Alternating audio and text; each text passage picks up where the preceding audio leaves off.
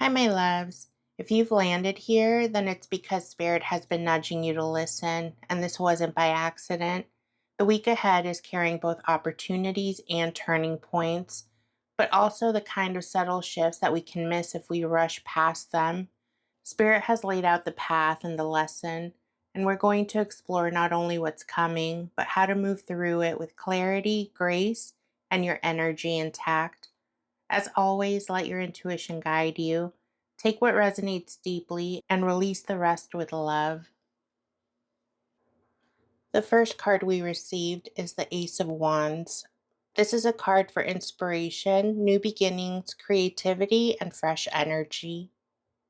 This week begins with a flicker, that electric, almost itchy sense that something wants to be born through you. This ace is the match striking against the box, sending sparks into the air. Spirit says, pay attention to the thing that lights you up this week, even if it doesn't make sense yet. That sudden urge to start, create, or explore is not random. It's the first note of a song that you're meant to write. This is not the week to dismiss your ideas as silly or later. This is the week to open your palm and catch the ember. The next card we received was the Eight of Pentacles upright. This is a card for craftsmanship, dedication, and mastery. Once the spark lands, the Eight of Pentacles asks, will you tend to it? This is the card of showing up when no one's clapping, when no one's watching, when it's just you and the work. It's the daily decision to get better, not for recognition, but because the work itself is holy. Spirit is whispering that this week, the ordinary moments, the practice, the repetition, and the refining will matter just as much as the breakthrough moments. The next card we received was the Star Upright, and this is a card of hope, healing, and spiritual guidance. If the Ace was the spark and the Eight was the tending, then the Star is reminding you that you are not doing this alone. There's a thread of light running through your week, moments of peace, synchronicities, and answers that feel placed in your path like breadcrumbs. This is Spirit's way of saying, yes, you're on the right road. But the star also carries a gentle warning. Don't fill every hour so full that you miss the soft guidance arriving between the noise. The next card received was the Five of Wands upright. This is a card of conflict, competition, and disagreements. Midweek may bring friction, the kind that makes your shoulders tense, but Spirit is clear. This isn't chaos for chaos' sake. The Five of Wands can be the refining fire. A difference in opinion could push you to articulate what you really believe. A challenge could force you to sharpen your skills. And the important thing that Spirit wants you to understand is don't mistake every challenge for a threat. Sometimes the pushback is the thing that will make your foundation unshakable. The next card we received was the Knight of Cups upright. This is the card for romance, creativity, and emotional offers. The Knight of Cups reminds you to lead with softness, even when you're under pressure. This may mean someone extending kindness or connection, or it might be you that's offering it. Spirit says, don't underestimate the power of a genuine word, a shared laugh, or a moment of vulnerability this week. It could be the very thing that smooths the rough edges of the Five of Wands. The next card we received was the Six of Wands reversed, and this is the card for delayed recognition and self-doubt. Not every seed you plant this week will sprout instantly, and that's okay.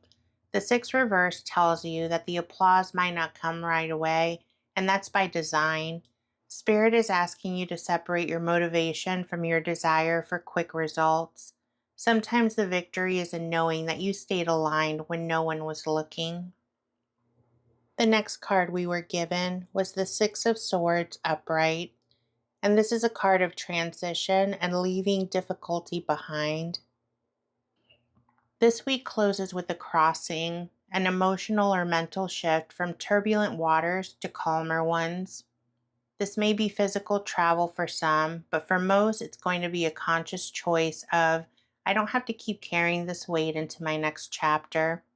Spirit says that stepping into the next stage may require leaving behind something that you've carried for way too long, even if it's just the belief that you must do it all alone. This week begins with inspiration and ends with movement, but the middle is where the true shaping happens. You're going to be asked to commit to your spark, to navigate friction without losing softness, and to trust that your worth is not measured by immediate recognition. Spirit is leading you towards calmer waters, but the crossing will be made a lot lighter when you leave unnecessary baggage on the shore. Spirit wanted to offer the collective some advice for this week. The first of the three cards they gave us is the Ten of Wands reversed. This is the card for releasing burdens. Spirit's first directive is sharp and clear. Put it down. Whatever load you've been telling yourself that you should carry, it's time to question it. Some of us have been hauling responsibilities, expectations, or emotional weight that was never ours. This reversal is an exhale, a hand gently but firmly lifting something off of your back. We then receive the Seven of Wands reversed, and this is the card of overwhelm and letting down your guard. You don't have to fight every battle to prove that you're strong. Spirit is asking you to discern which challenges actually matter and which ones are just distractions that are pulling your energy from what you're here to actually do. This week, you will find peace in choosing not to engage in every tug of war offered to you.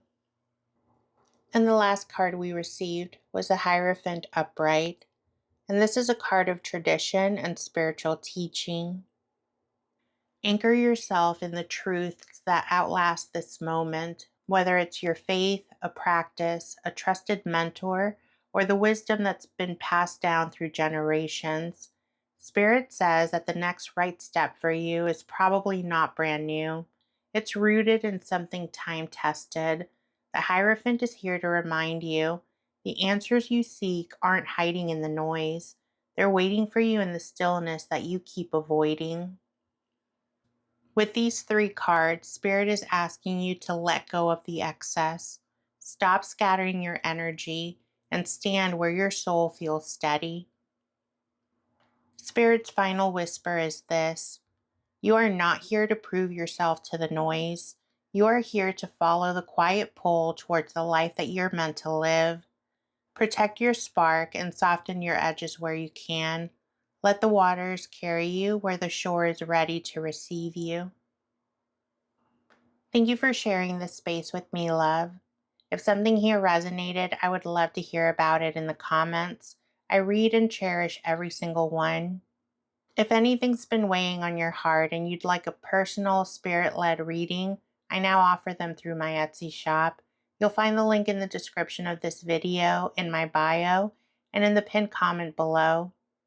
I hope you all had a wonderful weekend. I decided to unplug. I binge watched that show, The Pit, and it was so good. What did you guys do? Let me know in the comments. I love connecting with you. May this week bring you clarity, courage, and the reminder that you are never walking it alone. I love you guys. This week is going to be as amazing as you allow it to be.